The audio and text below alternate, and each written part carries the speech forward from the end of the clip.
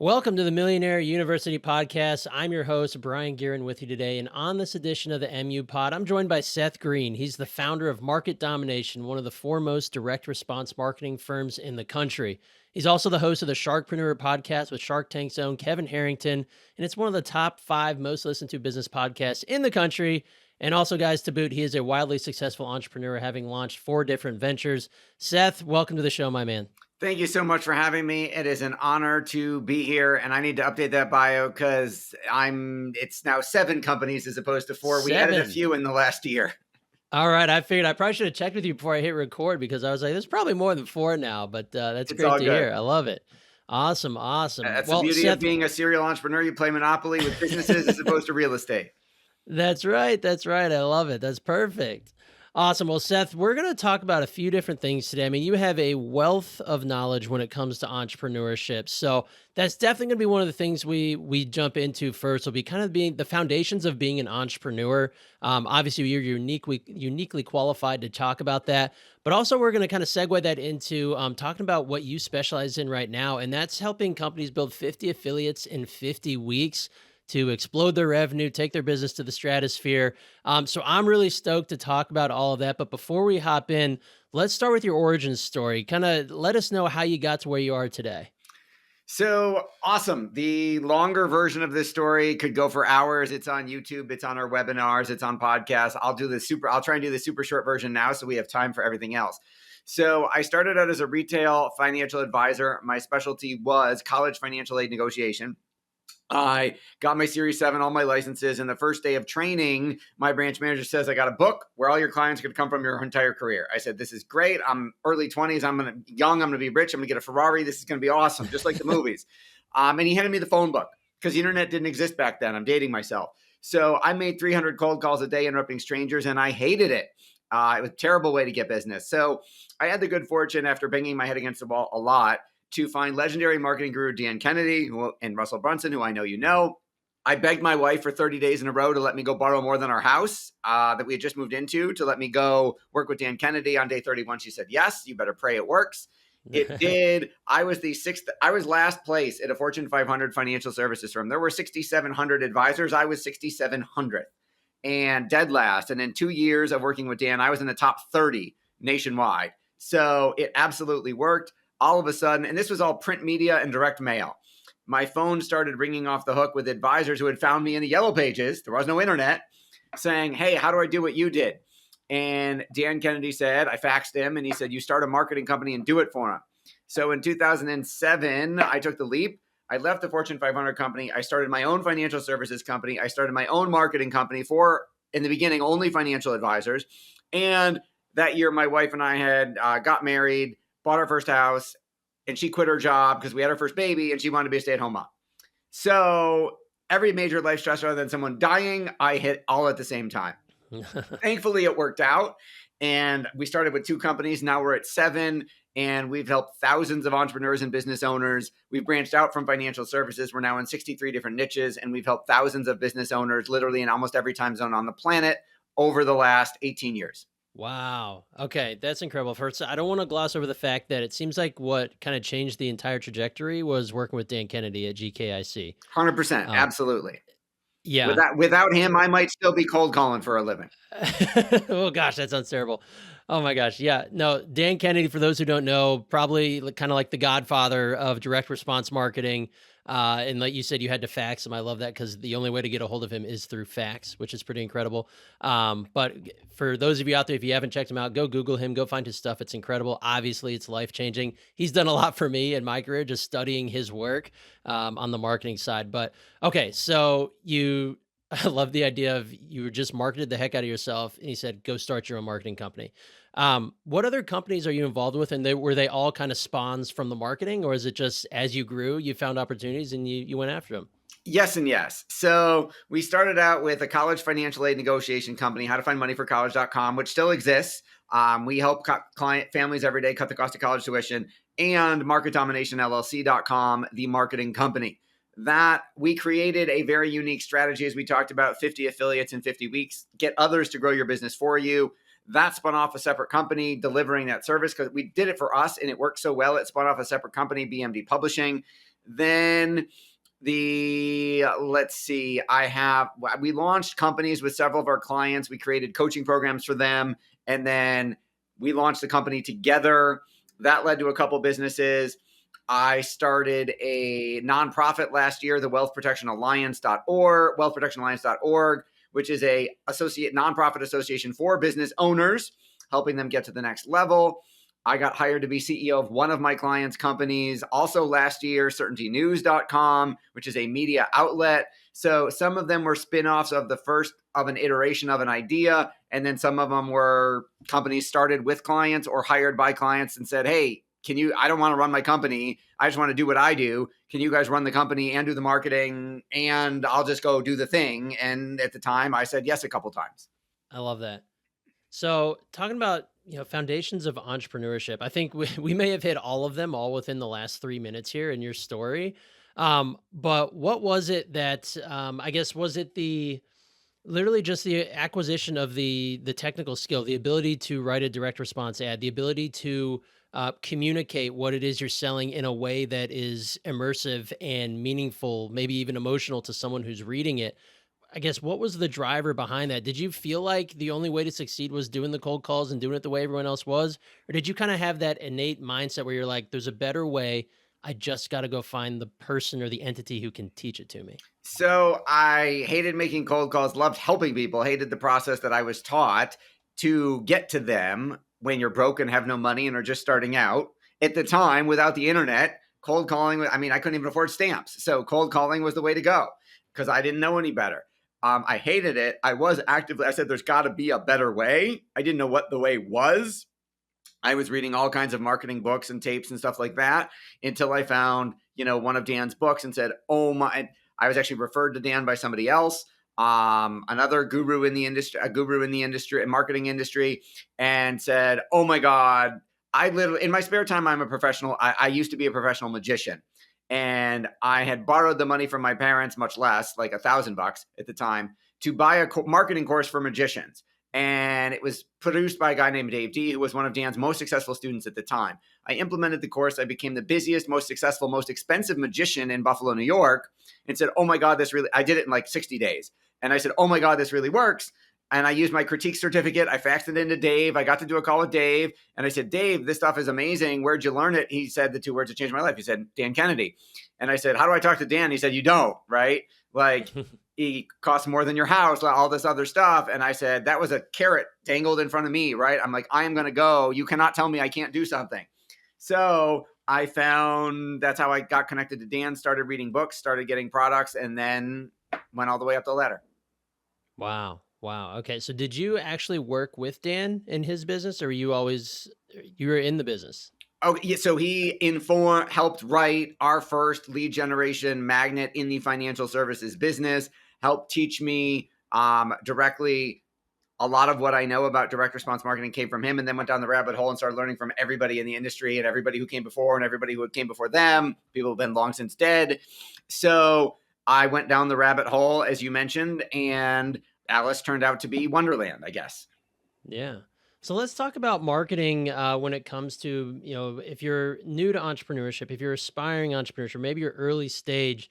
And as someone, I own a marketing company myself where I encounter business owners every single day where they feel completely clueless, completely lost, and maybe that marketing is a total black box. What's your advice to a new entrepreneur who maybe they're not new to their industry, but they're new to business ownership and they're new to calling the shots and doing the things? What's your advice when it comes to marketing to just get started, just get off the ground? What is that step one thing that they need to be able to do? First of all, they can relax. They don't need to learn everything. You don't need to be on every social platform all the time. You don't need every latest widget or gadget. You don't need every course, even mine, right? What you need you've got one product or service, you need one target market, and you need one form of media to reach that target market where they hang out. So Dan taught me 50% of the success or failure of any marketing or any business for that matter is based on proper target market selection, right? The most common one in financial services, you ask any financial advisor who your target market is, and over 80% of them will say baby boomers with money. And it's a terrible target market because it's way too broad. They don't have the money to reach every single one of them, and they have nothing in common. So we teach, what I learned from Dan is micro niche, laser focused, sniper rifle, target marketing. I want the smallest possible market I can go after of my exact ideal clients, and the form of media they are on the most, which could be direct mail, could be print, could be Facebook, could be Instagram, could be TikTok, if it's still around by the time this airs, whatever.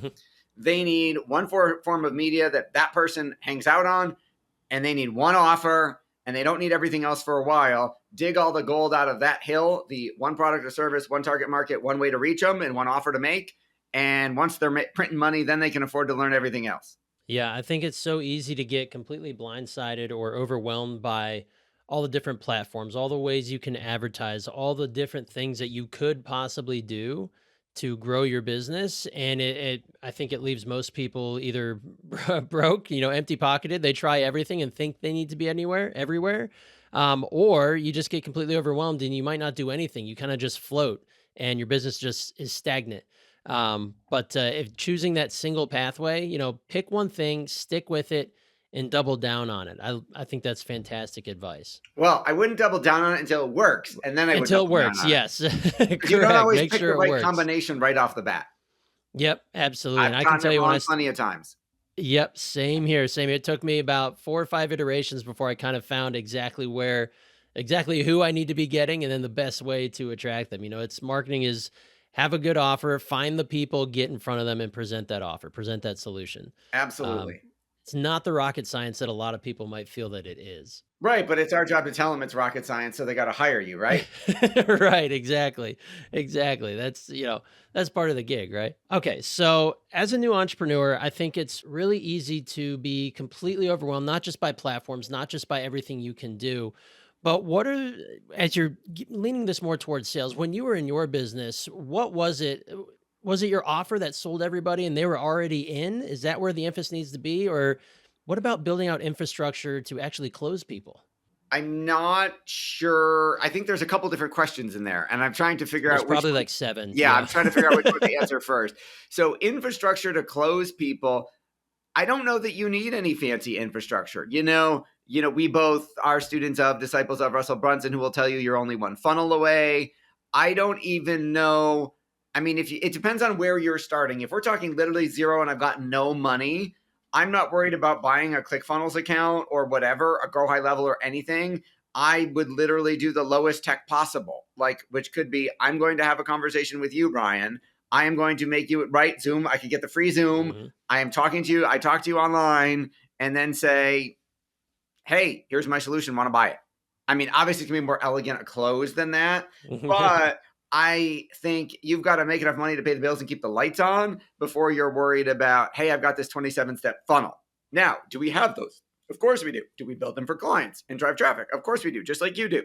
However, I mean, I didn't start that way. I mean, my very first quote unquote offer as a financial advisor was delivered via a letter with a stamp on it. And then it drove them to physically call my office phone number. And then I didn't have an assistant. I was brand new, literally took the phone call, made an appointment, closed over the phone, and then said, okay, now I got to figure out paperwork to get paid. Right. Right. When I first started, my very first marketing that I sold was an information product that was like $97. And I learned, I didn't know how to build web. This is late 90s. I think I literally built the first sales page on front page. I didn't have payment processing like back then when I started. It literally was a PayPal button to send my personal PayPal account money. I didn't even have a business bank account yet. And Mhm. people bought off of that. And I said, oh, okay, I'm onto something. I mean, I didn't sell $1 million of it, but I sold 4 or 5. And I was like, hey, I might have something here. Yeah, you got to get proof of concept. Prove that you can do it. Start getting comfortable being uncomfortable, right? Yeah. Sales. I think for me, when things started changing, was when I looked at sales conversations. Classically, I looked at them more as this is just a conversation of me listening to what your problems might be, and if I have a solution, I'm going to offer it. Right? Right. And if I Doesn't have don't, to be that hard. I'm going to tell you I don't. And if I know someone who does, I'm going to send you over there, which is going to establish even more no trust credibility because I didn't sell you anything. Right. Exactly. Exactly. Well, and I feel like this kind of leads a little bit more into I really want to talk about your 50 affiliates in 50 weeks. So let's kind of start unpacking that because if for those aren't who may not be familiar with affiliates or affiliate marketing out there, can you explain just very high level what that is, what that concept is like, and then we're going to talk about really unpacking this and how you guys find success with it. Absolutely. So, affiliate marketing is a term used in internet online marketing, but it doesn't have to be. So, for example, let's take the most basic business. Let's go financial advisor. Who else sees, in this example, my baby boomers with money? Well, they all have accountants because they pay taxes. They all have lawyers who did their wills and trusts, right? So, my goal is to get affiliates, other people to grow my business. If you think backwards, someone else has already built your client base. There is someone else who doesn't compete with you, but serves the same clients, not your competition, your co-opetition. They serve the same people you do and don't compete with you. They've already done the time, expense, and decades to build that business. If you can just get them, and obviously we have a process for that, if you can get them to promote your business to their clients, you will go get a whole bunch of customers at once. So I want you to think 2 levels deep, not just who is my ideal micro niche target market, but who's my co-opetition, who serves them but doesn't compete with me, and how can I build relationships with those people so that they will share me, promote me to their client base, thus saving me a whole lot of customer acquisition costs and bootstrapping my way up. Okay, got it. So it's really about building relationships with, I like the word, the co-opetition, those who serve the same niche, but maybe in a different way. Now, I love this because I'm all about relationship marketing and building relationships to help grow your business. We all know that one of the best leads you can possibly get is a warm referral, a hot lead that comes from someone, whether it's a friend or a business or a referral partner. Those are the ones that have the highest close rate.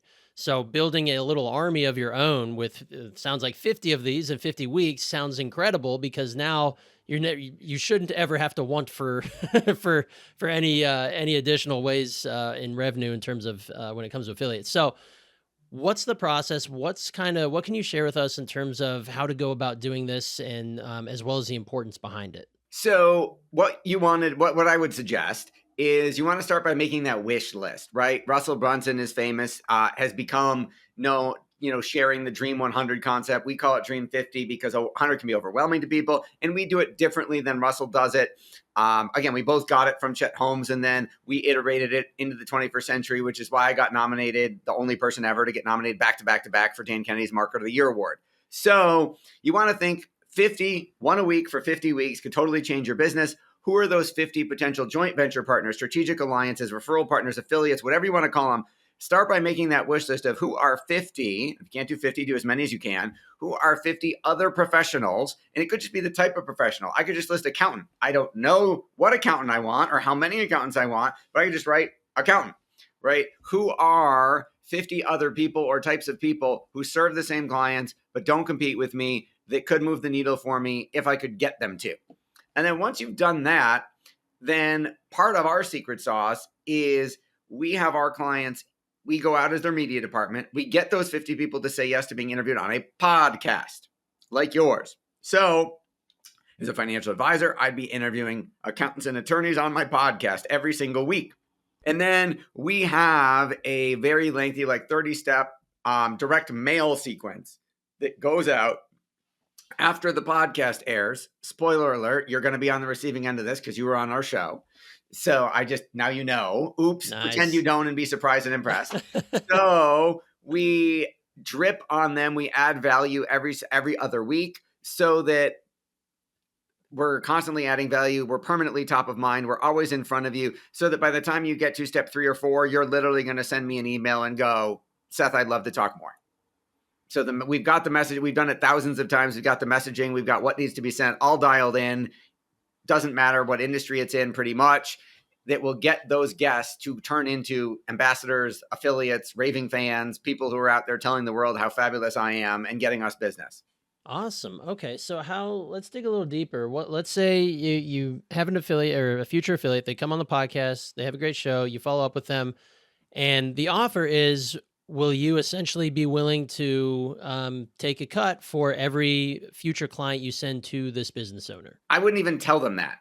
So Okay. is that the end offer? Yes, but it's not what I would lead with, because right there, that's you're getting married. I still got to date you. Mhm. So the first offer, so to speak, is, hey, you're going to see this. Spoiler alert. Hey, Mhm. Brian, thank you so much for being on the show. Based on blah, blah, blah that you said, I had an idea. Are you open to jumping on another 15-minute quick Zoom to discuss it? And Brian's going to say yes, even though now he knows. Brian's going to say yes because I put him on the show. He was on with Kevin. He loves me now for it. Like, oh my God, that was Naturally. awesome. I now have a relationship. You got a direct email now to Kevin, and Kevin asked you for some stuff. Like, Yep. I just gave you tons of, in addition to being in front of our millions of downloads, I just gave you tons of value. So, of Right. course, you're going to say, sure, I can't wait to hear what you have to say, Seth. And then on that conversation, I'm still not going to say you should be an affiliate. I'm still dating. So we're going to do something to move you one micro step forward, one little yes forward that you feel comfortable with, so we can keep adding more and more value to the point where, and I learned this from Robert Cialdini in his amazing books, Influence, I will literally build up so much goodwill and reciprocity, which are the two most which are powerful forces in human psychology, that you won't be able to take it. Psychologically, you will literally say, Seth, I can't believe all the cool stuff you send me. I can't believe all the stuff that you're doing. What can I do for you? And I'm still not going to say, hey, want to take a cut? At that point, then I'm going to use some of our proprietary languaging to make the offer of, hey, can you share one more thing with your audience? And then you're going to say, of course, because you've already shared the video podcast, the audio podcast, all the other stuff we gave you that promoted you. That's part of the secret sauce. All of the resources we're giving you along the way are promoting your business or promoting Millionaire University or the podcast. So they're like, wow, they created all this cool stuff for me. And then I'm going to say, share one more thing. And that one more thing is going to start the conversation of leading those people now back to us. Right. It's the power of reciprocity. Yes, we're going to build up so much of it. Literally, I did this as an experiment. When I first read Influence, I still worked at the Fortune 500 company. I did an experiment that I got from Cialdini, where my best friend at the time, who at the firm, we would go out to lunch a couple times a week. First time, I said, I'm going to try this experiment. First time, I paid for lunch. And he's like, oh, thanks so much. Second time, I paid for lunch. He's like, hey, it was my turn. You paid last time. I'm like, I got this. Third time, I paid for lunch. He's like, you got to stop buying me lunch. I feel terrible. It's my turn now. And now you paid for 3 times. Now we got to go someplace fancy to make up for all of it. He ended up spending way more on me than like the 3 times we went to Wendy's or Subway or wherever. So I wasn't trying to get him to spend more money. It was an experiment to see how many times would it take before the goodwill and reciprocity overwhelmed him and he couldn't psychologically take it anymore. So that helps inform how much value we add to you before we ask for anything. Okay. I love this. And I think even at a micro level, especially if there's a new entrepreneur, early stage entrepreneur where you're only a year in business, you can feel very lonely, right? You know, that you're the only one out there selling your own goods or services, that you're in a pool full of sharks and you're the little turtle. But I think when you break it down, tell me if you agree with this, it's all about relationships and your network and who you start building with. So obviously you can do this at a very high level with Seth, and I'm sure obviously 50 affiliates, 50 weeks, you can blow up your business. But when you're brand new, can you talk to a little bit about the importance of maybe just going out and actually meeting people and telling them who you are? But not just that, if you can serve them in some way, even if it's not with your product or service, you can start building that relationship so that maybe you start building your own teeny tiny affiliate network, but at least it's something and it's getting you started. Yeah, I mean, if you think about it, these exist in local markets. I mean, in a way, like for example, I was in BNI for 10 years, Business Networking International for 10 years. In the entire region, I was the number one most producer, number one most revenue generated, most referrals given, most referrals received for years and years and years. And I did it because I did everything they told me. I did one-to-ones like every week, 3 or 4 every week with every person. I went to other chapters and met every single person in the region and did one-to-ones with them. I came up with, hey, I marketed the fact that I had this network of professionals behind me and you should call me for any decision you're making about anything. And I know I got a guy who can help you, right? So I made myself the center of the referral hub and promoted that and used that as a business differentiator. And magically, if you follow their process, it works, right? So you don't necessarily have to do the cool internet stuff. You could literally do this in a local market, like with a BNI. There are other tip clubs and referral networks, but the most powerful concept, because there are large percentages of people in any group or industry that don't get out of it what they could. And it's because they don't do the work, right? It works if you work it, so work it, it works. And people would ask me every week, how are you putting up such crazy numbers? I'm like, I just did what they told us to last week. And they're like, oh, I just did it a lot. Because if you're willing to work in a way that no one else will, you can have a life that that other people won't have. So I think you could do it on a small level and do very well in a local market if you have that type of business. Now, if you're selling weight loss ebooks online, you might not necessarily be in a BNI. BNI might necessarily give you a big enough reach. I eventually got to the point where I had some issues in BNI because I was like, the people I was working with, a lot of our clients are nationwide, and you're not going to meet that person in a local BNI chapter. I got referred to some who were, but I had better luck as we grew and got bigger and bigger, doing podcasts, going to conferences, going to events, joining mastermind groups where bigger players, for lack of a better term, I could find. I needed a better pond to fish in. Yeah, and that's I'm familiar with that as well. As that when I started out my business, it was very locally based. I was part of BNI. I did Chamber of Commerce, the whole Yep. nine yards, getting the local business off the ground. And then eventually you moved online. You moved to podcasting. You moved to meeting people in the internet world, right? Where the amount of people you can build a relationship with is endless. In your Yes. local area, it might have a cap on it because there's only so many people you can meet locally. But when you expand it into the digital world, regardless of your business, it's pretty incredible the amount of relationships you can make. The amount of value you can provide is now tenfold compared to just keeping yourself local. So yeah, that's all. Clearly, you're living proof of that, and I think that's fantastic. So when you do have affiliates, let's say you have 5 or 10 affiliates that are pretty trusted, you know that they will be referring you when the time is right for the people that come to them.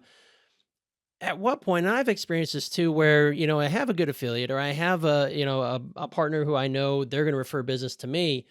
Do you have to incentivize them? Is that part of your program where you incentivize them to keep doing it, or is it more of a you know, how do you keep it turning out? Like, do you keep providing value to them in ways that they can't match, so there's always that need to reciprocate? How does that work? Yes and yes. So, yes, we keep providing value. Yes, we're always coming up with more clever, unique ways to add value so that we're always top of mind and we're always building that goodwill and reciprocity. And it depends on the industry. So, do we incentivize people? Do we have a paid affiliate program where if you refer clients to us, you get a commission on every dollar of revenue? Absolutely, 100%. Now, that doesn't work in every industry. So, for example, we have some clients who are attorneys. They can't reciprocate in terms of money, right? Attorneys legally and only there's a couple states where it's okay, we just aren't in one, but in most states, attorneys cannot share fees with non-lawyers. And I don't want to go to law school and pass the bar exam. So we had to figure out a different way to incentivize them because we couldn't write them a check. Whereas in other industries, like in anything, most things in the digital marketing world, like as a marketing firm, if I send you a client, there are no laws preventing you from having an affiliate program and cutting me a check. Just like you send people our way, we're going to cut you a check. But again, it depends on the business. Most of them work. The ones that are the highest regulated that have the most issues are obviously financial services, legal, and healthcare. It's not that you can't do it. It's just you've got to do it in a certain compliant way so you don't get yourself in any legal trouble. We figured out how to pull it off in financial services. We haven't figured out how to pull it off in legal. So if you know, let me know. In personal injury law. So if you know, let me know. And we figured out how to do it in some areas of healthcare, but not all. Interesting. So like even in those heavily regulated areas, you can't even like take them out to a steak dinner, or you can't like it's just super compliance It related. depends. Like, for example, one of the biggest cases that made my financial services career was I was able, through the interview process, get in the door with a union pension fund. And it was the Teamsters Union, and they had hundreds of millions of dollars in assets under management that I accidentally went after and launched my financial services career. And it's funny, when we would meet, they always wanted to go to this particular restaurant, which is known for its mammoth-sized burgers. And I would, the very first time I tried to pay, and they're like, you can't pay. And I'm like, why not? And they're like, we're not allowed to accept it. I'm like, it's like $20 each. And they're like, we're not allowed to accept a dime from a potential vendor or a vendor. So we appreciate the offer, but no, you can never pay. You can't even pay to get us a dollar meal at McDonald's. We're not allowed to accept it. Wow, that's wild. Okay, so this 50 affiliates in 50 weeks, what type of businesses do you guys work with, and what are, who are the best businesses that this can really help explode? Like at what point in business are they currently sitting at where this is the best opportunity? Okay, so there's a couple different answers to that question. We're in 3 different main verticals, which I'm happy to share. And this is for our done for you service, where we do all of the work and all you do is show up, do a podcast interview once a week, and we do all the rest. So the 3 verticals we're in professional practices: financial advisor, accountant, dentist, doctor, alternative medical practitioner type of people. Then we're in the information marketer space. So online course, membership community, author, speaker, coach, consultant. And then third, we're in e-commerce. If you sell a physical product direct to consumer online, we serve that space. So those are the 3 verticals that we're in for our done for you service. And usually our clients are not startups, in all honesty. They're usually doing probably at least $1 million in revenue, because they've got to be able to afford us, and we're not cheap because of all the work and expertise that's involved. Now, that being said, I started the business with nothing. I started the process with nothing. Podcasts weren't even a thing when I did it. I literally am holding up, this is my Staples voice recorder. It was $20. It's like 20 years old. It still works. I have to have an adapter to get it to plug into my computer, because that port doesn't exist anymore, right? It's not USB-C. Yep. But it worked, and I would go do all my interviews in person, because Zoom and GoToWebinar didn't exist in the late 90s. So you can start it with nothing. You've either got 2 things. This is one thing I've learned. You either have money, in which case you don't have time, and you're happy to write a check to buy your time, right? Those are our clients. They're buying the time that they don't have to do all of the steps. Now, if you're just starting out and you don't have money, you have time. So you're going to do it yourself, because you've got the hours to do it, and you don't have the money to pay for it done for you. So if you wanted to do this, start this yourself, I would tell you it helps. We've seen the most success if you're a high ticket business, high transaction value. So what I mean is, if you are selling a $7 ebook and that is your entire business, there's nothing else, this isn't going to work, because the amount of ebooks you would need to sell to volume just probably, could you do it? Sure. But is it the highest, best use of your time? Probably not. Now, if you're selling something that's, in an ideal world, thousands or tens of thousands of dollars over time, right? They don't have to pay it all to you tomorrow. But if your lifetime customer value is significant, right? A lesson you and I both learned from Dan and Russell: if the lifetime LTV, lifetime customer value, is good, then all of a sudden it makes sense. And this can be some of the most profitable marketing you do, even if you're paying our reassuringly expensive fees to do all the work. Yeah, absolutely. Okay. So I think, and that's a great message for businesses who might not be at that mark yet. I think what I'm taking from this is you got to go out and you got to do the work. You got to pound the pavement. Like you said, when you have the time and not the money, that's when you maximize your time. And then when you have the money, now you have the capability to buy it back. Amen. You said it very well. That's the one resource that you can't create, right? Time is time. You can only manage it as in your favor as much as you can. And money is a tool to help you buy it back, so you do have more of it. So I love that. Yes. Awesome. Awesome. Well, Seth, we're beginning to land the plane here. I know you're a busy man. You got 7 businesses you got to go run. If we could leave our listeners with one piece of advice, whether it's entrepreneurial or maybe more marketing related, I know this is going to be a broad one, but what would be one that you could distill down through your years of experience to inspire our listeners? Okay. So I would say one of the most important pieces of advice I ever got, it's from a book called The $4 Sandwich. It's by Dr. Corey Melnikoff. Spoiler, he's my brother-in-law.